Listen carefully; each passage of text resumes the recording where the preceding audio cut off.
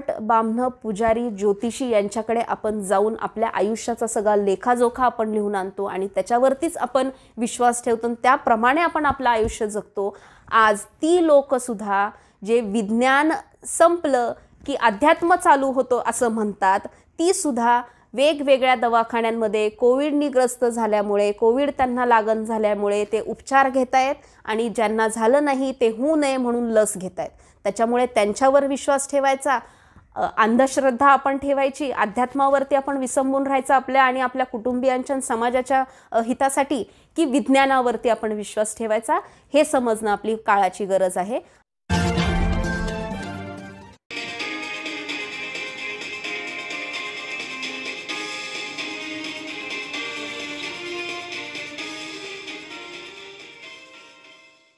सर्वांना जय भारत.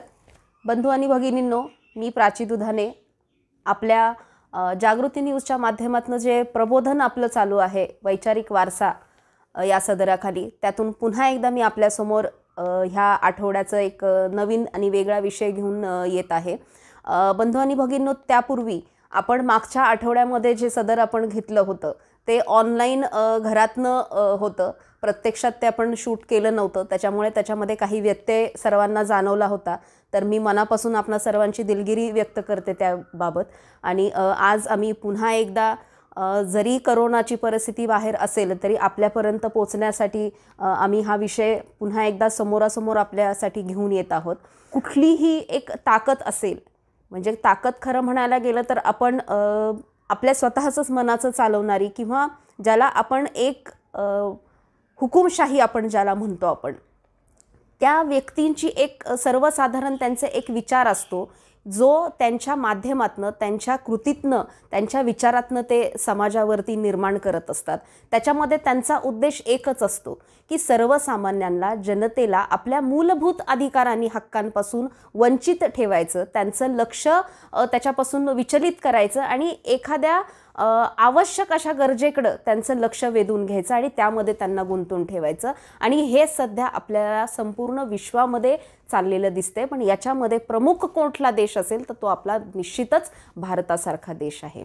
कारण एक तर त्याच्यावरती केंद्रात जी सत्ता आहे, ह्या सत्तेवरती बसलेली जी मानसिकता, जे विचार ह्या लोकांचे आहेत, हे लोकांना गुलामगिरीकडे घेऊन जाणारे विचार आहेत.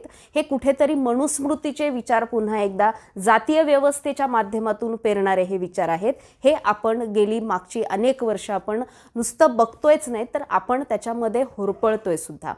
तुम्ही म्हणत असाल की मी हा विषय का आणि कशासाठी घेतेय.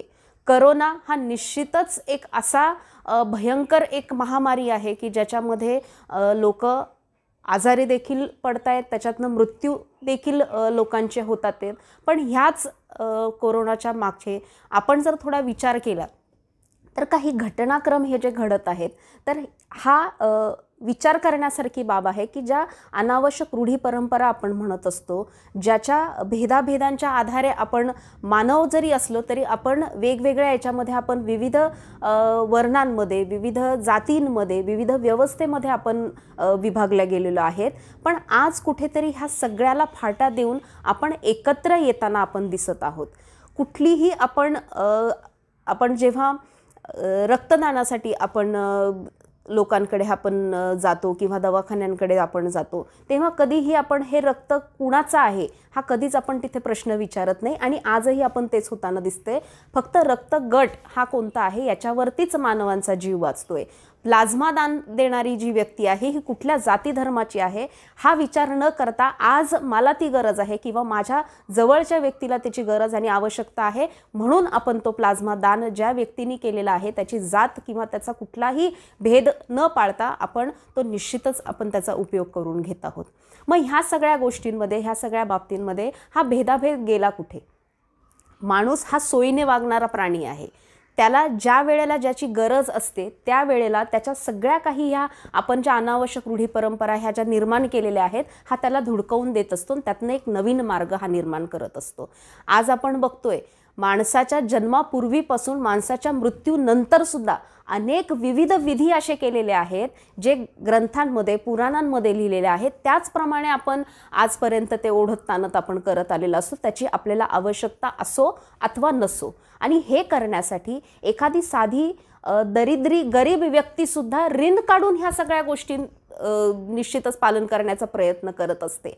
पण आत्ताचा हा कोरोनाचा हा कोविडचा जो काळ आहे याच्यामध्ये ह्या गोष्टी बहुतांश ठिकाणी होताना आपल्याला दिसत नाहीत. म्हणजे जे काही सोपस्कार, जे काही विधी आपण पूर्वी पार पाडायचो, आज ते होत नाहीत. आपण एक सर्वसाधारण उदाहरण जर इथे घ्यायचं म्हटलं तर आपण विवाह किंवा लग्न ही जी व्यवस्था आपल्याकडे आहे तर त्याविषयी आपण जर पाहिलं तर जिथे एका मुलीच्या बापाला तिच्यावरती इतकं ओझं तिच्यावरती टाकायचं की आपण मुलीला जन्म देऊनच काहीतरी पाप केलंय हे त्या व्यक्तीला जिथे वाटत होतं, आज ते सगळे उच्च मोठ्या पद्धतीने साजरे होणारे समारंभ, त्यामध्ये होणारा खर्च, त्यामध्ये येणारी लोकांची गर्दी, मानपान, हे सगळं कुठेतरी आपल्याला पूर्णपणे बंद झालेलं दिसतंय. आज तुम्ही जास्तीत जास्त 50 आणि कमीत कमी 25 लोकांमध्ये तुम्ही हा विवाह सोहळा जो तुमचा आहे हा तुम्हाला करण्यास तुम्ही भाग पाडलेला आहे तुम्हाला ह्या कोविडच्या परिस्थितीने. मग मला सांगा, ज्या वेळेस आपण हा विधी पार पाडतो त्यावेळेस काहीतरी चुकल्यासारखं वाटतं का आपल्याला? नाही. आपल्याला महत्त्वाचं असतं तो विधी पार पडणं, म्हणजे ते लग्न होणं. अनेक ठिकाणी मुहूर्त काढला तरी मुहूर्त टाळून लग्न लावल्या जातात. मग पूर्वी मुहूर्तावरतीच लग्न करायची, अर्थात माझंही लग्न मुहूर्त बघूनच आणि मुहूर्तावरतीच झालेले आहे. पण त्याचा काही फार मोठा त्याचा फरक पडतो का? तर निश्चितच पडत नाही. पण एका त्या व्यवस्थेमध्ये आपण अडकल्या गेलेलो आहोत. कुठेतरी भट, बामण, पुजारी, ज्योतिषशास्त्र असेल किंवा ह्या सगळ्या काही परंपरा असतील, संस्कृतीच्या नावाखाली ह्या ज्या अनावश्यक रूढी आपण ज्या आत्तापर्यंत सगळ्या आत्ता ओढत आपण आणलेल्या आहेत, ह्या कुठेतरी आपल्याला त्याला एक छेद आपल्याला बसलेला निश्चितच दिसत आहेत. मागच्या वेळेला कोरोनाची जी परिस्थिती ओढवली होती आपल्याला गेल्या वर्षी, त्याचा जो लॉकडाऊन होता तो उठवल्यानंतर हळूहळू विरोधी पक्षात असणारे किंवा ज्या लोकांना फारच मंदिरं उघडायची होती याची त्यांना घाई झालेली होती आणि बऱ्याच संख्येने काही लोकांची उपजीविका त्याच्यावरती अवलंबून आहे असं म्हणणाऱ्यांनी जोर जबरदस्तीने हे मंदिरं उघडायला लावली. आणि त्याच्यानंतर सुद्धा लोकांनी जे एकत्र तिथे येऊन ज्या काही संक्रमण ह्या कोरोनाचं वाढलं ते सुद्धा आपण पाहिलेलं आहे. म्हणजे आज आपण पाहतोय की गरीबातली गरीब व्यक्तीसुद्धा एखाद्या ठिकाणी जाऊन एक एक पैसा जोडते आपल्या उपजीविकेसाठी, आपल्या कुटुंबासाठी. पण जेव्हा देव, धर्म, दान ह्या गोष्टी येतात, ज्यावेळेस हे सगळं करायचं असतं, हे कर्मकांड जेव्हा सगळे येतात, तेव्हा तो आपल्या मुलाबाळांसाठी वाचवलेला हा पैसा हा त्याच्यामध्ये खर्च करत असतो, ह्या मंदिरांच्या दानपेट्यामध्ये तो घालत असतो. पण खरं हा पैसा कुठे जातो? आपण देव ज्याला म्हणतो किंवा जी मूर्ती किंवा जे काही प्रतिमा आहे आपण तिचं पूजन करतो, ही प्रतिमा ते पैसे खाते का किंवा तिला त्याची खरंच आवश्यकता असते का? तर निश्चितच नसते.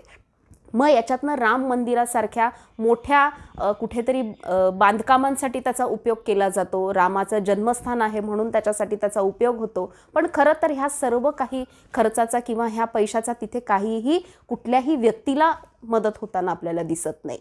आज वेळ आलेली आहे, मला निश्चितच जाणीव आहे की सोशल मीडियाच्या माध्यमातून अनेक अशा बातम्या फिरत आहेत की कुठे मंदिरं उघडले गेलेली आहेत, कुठे तिथे 100 बेडचा दवाखाना तिथे निर्माण झालेला आहे, कुठे ह्या संस्थानांनी आर्थिक मदत केलेली आहे.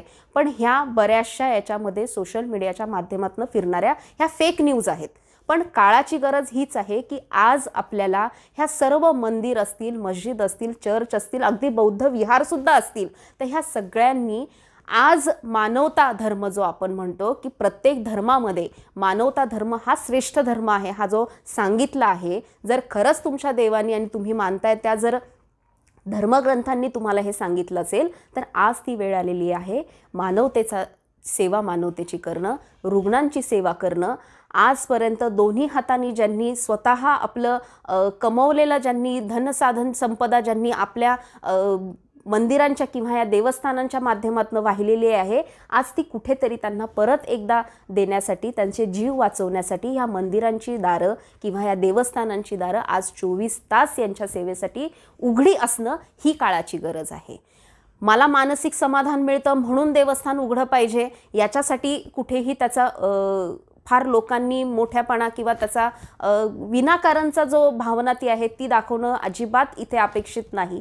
पण ह्या माध्यमातनं अन्नदान असेल, लोकांना इतर ज्या औषधांच्या ज्या सेवा त्यांना उपलब्ध करून द्यायच्या असतील, आज आपण बघतोय ऑक्सिजनपासून व्हेंटिलेशन बेड ज्या आहेत, व्हेंटिलेटर यांची कुठेतरी कमतरता आपल्याला देशभरामध्ये जाणवते. तर ह्या संस्थानांनी एकत्र येऊन, ह्या देवस्थानांनी सगळ्या एकत्र येऊन ह्या जर लोकांना जर सोयी जर त्यांनी उपलब्ध करून दिल्या तर मला निश्चितच वाटतं की हे खरं मानवतेप्रती किंवा समाजाप्रती एक कार्य निश्चितच होईल. आणि हा अभिप्रेत उपक्रम हा मला असं वाटतं की प्रत्येक धर्म आपण ज्याला म्हणतो त्याच्यामध्ये अपेक्षित आहे. धर्मग्रंथांचा जेव्हा आपण उल्लेख करतो तेव्हा त्याच्यामध्ये फार चांगल्या चांगल्या गोष्टी सांगितलेल्या असतात, पण आज ही कृतीमध्ये दाखवण्याची आवश्यकता आहे, ही त्यामध्येही घालण्याची निश्चितच गोष्ट आहे. आज आपण पाहतोय की कोरोनासारख्या परिस्थितीमध्ये तुम्हाला पंचांग असेल, तुम्हाला ज्योतिषशास्त्र असेल, तुम्हाला कुठला देव असेल, कुठला मंदिर असेल, हे तुम्हाला काहीही उपयोगाला येत नाही. तुम्हाला उपयोगी पडतात तर ती सुशिक्षित शिकलेली जी लोकं आहेत, ज्यांना जाणीव आहे की आज यातनं जर आपल्याला बाहेर पडायचं असेल तर डॉक्टर असेल, आरोग्य कर्मचारी असतील, ह्या ज्या काही आरोग्य सेवा आहेत ह्या आज आपल्याला आवश्यक आहेत आणि त्यांचीच निश्चित आपल्याला आज कमतरता भासतीये. इथून मागे जेव्हा आपल्याला स्वातंत्र्य मिळालं होतं त्याच्यानंतरच्या काळामध्ये 70 वर्षामध्ये काय केलं जे काही सरकार होतं किंवा काँग्रेस होतं किंवा त्यांच्या नेत्यांनी, हा प्रश्न आपल्याला सारखा सारखा विचारला जातो. पण आज आपला जो श्वास लोकांचा चालू आहे हा त्याच काळामध्ये ज्या बांधले गेलेले दवाखाने असतील किंवा आज ऑक्सिजनसुद्धा आपल्याला ज्या माध्यमातून मिळतो ही सुद्धा व्यवस्था ही त्याच काळात केली गेली होती. येणाऱ्या मागच्या 7 वर्षाच्या काळामध्ये हे फक्त विकण्याचं काम ह्या लोकांनी केलेले, याच्यामध्ये कुठेही वृद्धी किंवा वाढ याच्यामध्ये आपल्याला झालेली दिसत नाहीये. आज मोदींचा जर आपण विचार करायचा म्हटलं तर अनेक स्तरातनं अगदी विदेशातनं सुद्धा त्यांच्यावरती टीका होतीये. पण टीका करून अर्थात आपल्या ज्या काही समस्या आहेत याच्यातनं आपल्याला समाधान मिळणार नाही किंवा मार्ग त्याच्यातनं निघणार नाही, कारण आज ज्या पदावरती ते बसलेले आहेत त्या पदावरचं जे कार्य त्यांचं आहे हे त्यांच्या हातून होणं गरजेचं आहे. पण मोदी आपल्याला निवडणुका करताना दिसत आहेत, प्रचार सभांमध्ये जाताना दिसत आहेत, लाखो लोकांची गर्दी ते तिथे जमवताना दिसत आहेत. त्याच्यातनं हा प्रचार प्रसार वाढतोय हा कोरोनाचा, कोविडचा, पण त्याच्याकडे त्यांना कुठेही लक्ष द्यायचं नाही. पूर्णतः दुर्लक्ष त्यांनी ह्या गोष्टीकडे केलेलं आहे. न्यायालयांनी सुद्धा याच्याबाबत सांगितलेलं आहे की याला जबाबदार जर कुणाला धरायचं म्हटलं तर आपण निवडणूक आयोगाला जबाबदार धरावं. पण आपल्याकडे होताना उलटच दिसतं. निवडणूक आयोगाचं ज्यांनी कार्य केलं होतं त्यांना ह्या राजकारण्यांच्या माध्यमातून एखादं एक उच्चपदस्थ स्थान त्यांना उलट दिलं जातं, त्यांना शाबासकी त्यांना त्याच्यातनं दिसून येते. पण ह्या बाबतीमध्ये लोकांचे जीव जात आहेत, इथे कुठेतरी एक जीवितहानी आपल्या देशामध्ये होते, याचं कुणालाही गांभीर्य नाही आहे. कुंभमेळ्यासारखा जो मेळावा आहे हा तिथे मोठ्या संख्येमध्ये प्रमाणामध्ये घेतला आणि अजूनही तो चालू ठेवण्यात आलेला आहे. म्हणजे धर्म आपण जर पाहिला तर धर्माकडे एक वेगळ्याच दृष्टिकोनातनं इथं बघितल्या जाते. हे कशासाठी होतंय तर हे फक्त राजकीय दृष्टिकोनातनं होताना दिसते. कधी कधी असा प्रश्न पडतो आणि निश्चितच लोकांमध्ये ही भीतीसुद्धा आहे आणि हे अनेक अशा पद्धतीचे प्रश्नसुद्धा त्यांच्यामध्ये उपस्थित झालेले आहेत की ह्या राजकारण्यांना लोकांना मारून त्यांना काय साध्य करायचे. म्हणजे त्यांना अभिप्रेत असलेलं त्यांना जी लोकांवरती राज्य करण्याची जी हुकुमशाही आहे ती त्यांना अंमलात लवकरात लवकर आणायची आहे का, त्यासाठी त्यांना लोकसंख्या त्यांना कमी करायची आहे का. म्हणजे असे विचित्र अनेक प्रश्न जनसामान्य आणि लोकांना पडलेले आहेत आणि आपण कुठेतरी एक एक पाऊल खरंच ह्या दृष्टिकोनातनं जातोय का हा सुद्धा गांभीर्याने विचार करण्याची गोष्ट आहे.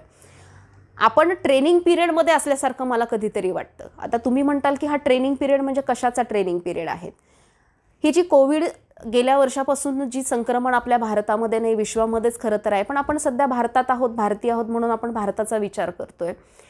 एक बघा तुम्ही एका टप्प्यामध्ये, पहिल्या टप्प्यामध्ये काही लाखांमध्ये लोकांचे मृत्यू झाले. आता ही दुसरी लाट आहे असं म्हणण्यात येते. म्हणजे अशा किती लाटा ह्या कोरोनाच्या येतील आपल्याला आणखी माहीत नाही. किती वर्ष तुम्हाला आम्हाला हा संघर्षाला तोंड द्यावं लागेल हे सुद्धा आपल्याला माहीत नाही. आपण जे काही वॅक्सिन आपण घेतोय, औषध उपचार जे करतोय ते आपल्याला किती दिवस ह्याच्यापासून वाचवतील हे आपल्याला माहीत नाही. म्हणजे आपण फक्त समोर आले म्हणून आपण त्याला एक एक परीक्षा म्हणून आपण ती पार करत चाललेलो आहे.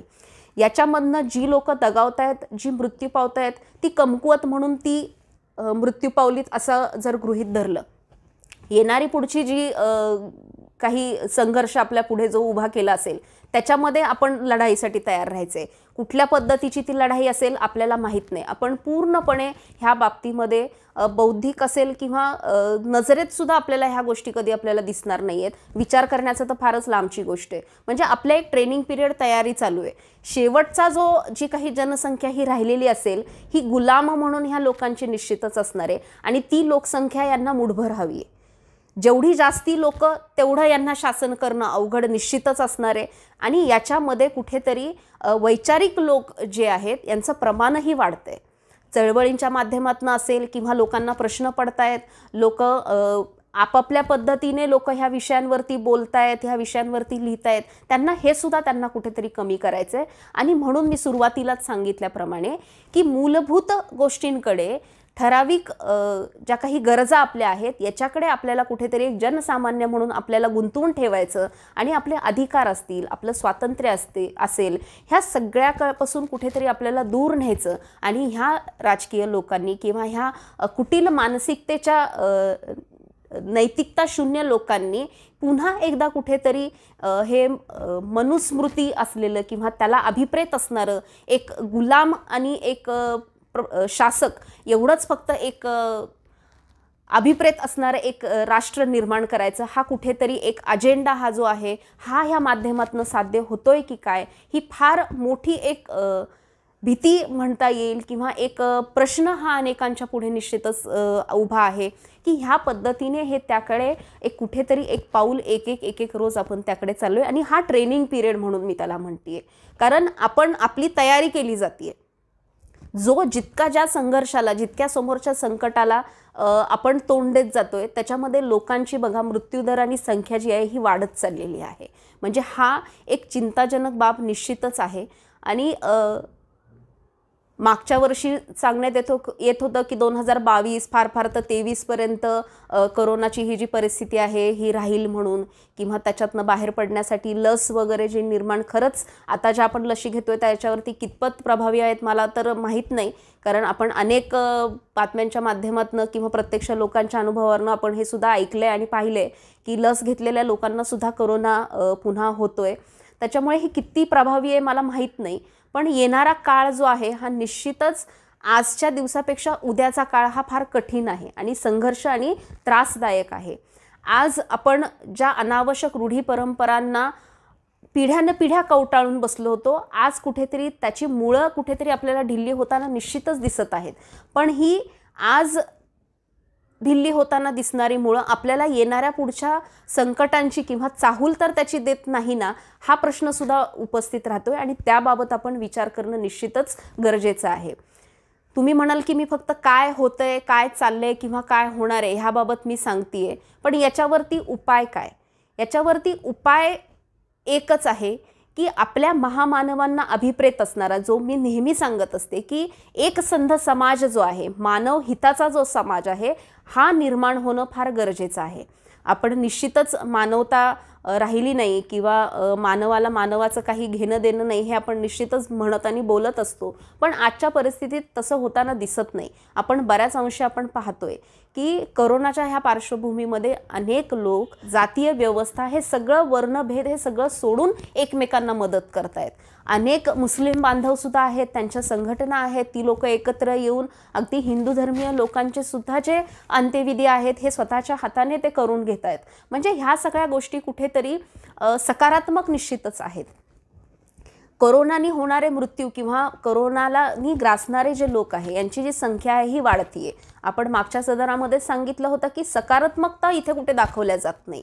म्हणजे जर लोकांना कोविड आणि करोना होतोय तर त्यातनं बऱ्या होणाऱ्या लोकांची संख्याही खूप आहे, पण आताशी कुठे माध्यमांमधून हे दाखवण्यात येते की बाबा बरं होणाऱ्या लोकांची संख्या सुद्धा बऱ्याच मोठ्या प्रमाणात आहे. निश्चित आपल्या पुढे संघर्ष आहे, संकट अनेक आहेत, अनेक गोष्टींची आपल्याला आजही कमतरता भासती आहे, पण कुठेतरी एकमेकांच्या मदतीने ह्या गोष्टींची पूर्तता सुद्धा आपल्याला होताना दिसत आहे.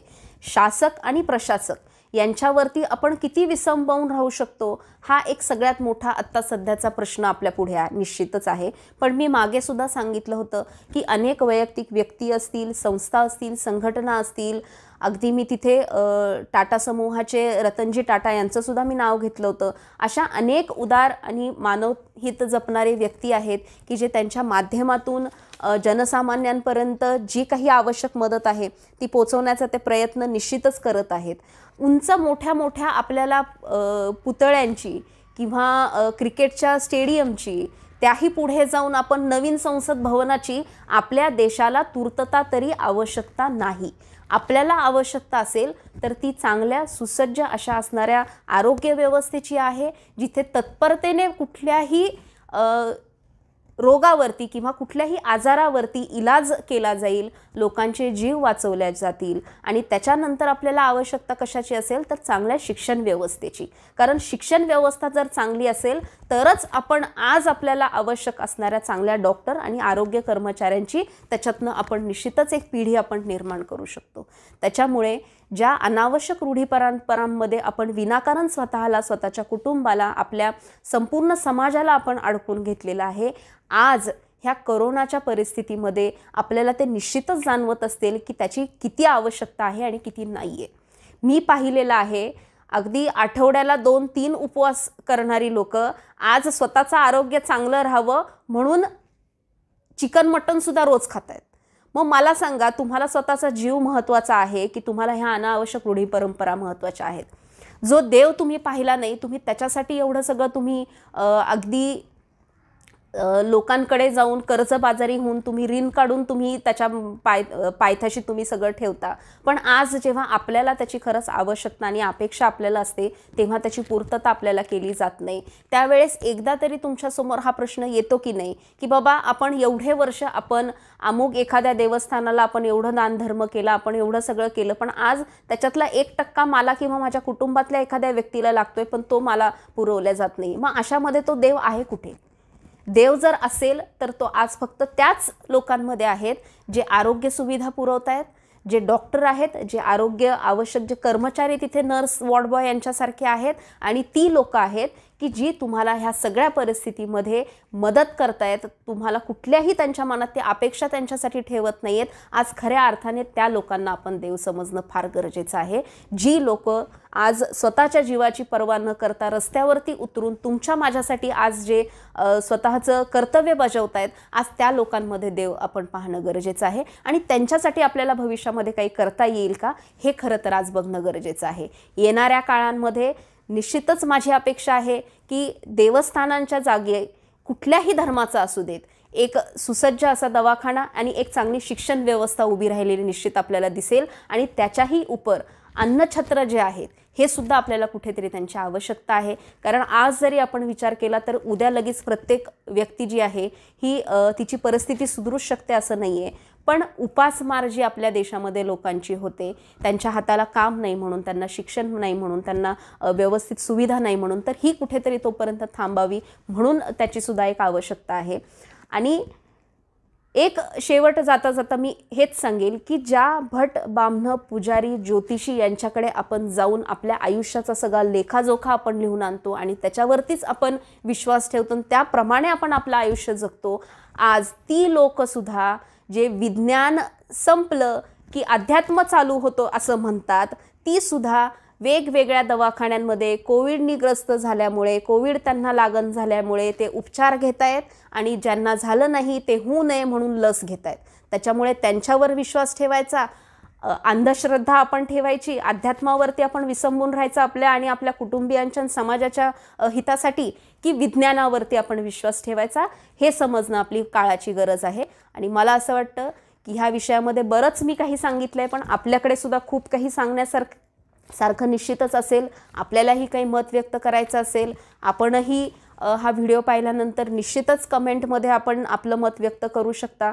आणि सदराच्या शेवटला आपण येतोय, तर मी नेहमीप्रमाणे मनापासून आपल्या सर्वांचे आभार व्यक्त करते की आम्ही जे काही सदर आपल्यासमोर आपण घेऊन येत आहोत जागृती न्यूजच्या माध्यमातून, जे प्रबोधन आम्ही आपल्या समाजामध्ये पसरवण्याचा आम्ही वैचारिक वारसाच्या सदराखाली घेऊन येत असतो, त्याला आपण भरभरून प्रतिसाद देता.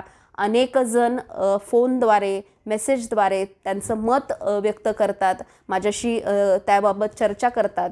आणि ह्या सगळ्या गोष्टी खरं ही विचारांची वैचारिक देवाणघेवाण आहे, ही होत राहिली पाहिजे. आणि यातूनच एक आपल्या महामानवांना अभिप्रेत जो एकसंध मानवहित जोपासणारा समाज आहे याची निर्मिती निश्चितच होईल. आणि अनावश्यक रूढी परंपरा एक सोय म्हणून आपण आत्ताच्या त्या काही थांबवलेल्या आहेत, तर हा अनावश्यक भाग आहे आणि हा कायमचा बंद व्हावा अशी मी अपेक्षा यातनं व्यक्त करते आणि इथेच थांबते. जय भारत.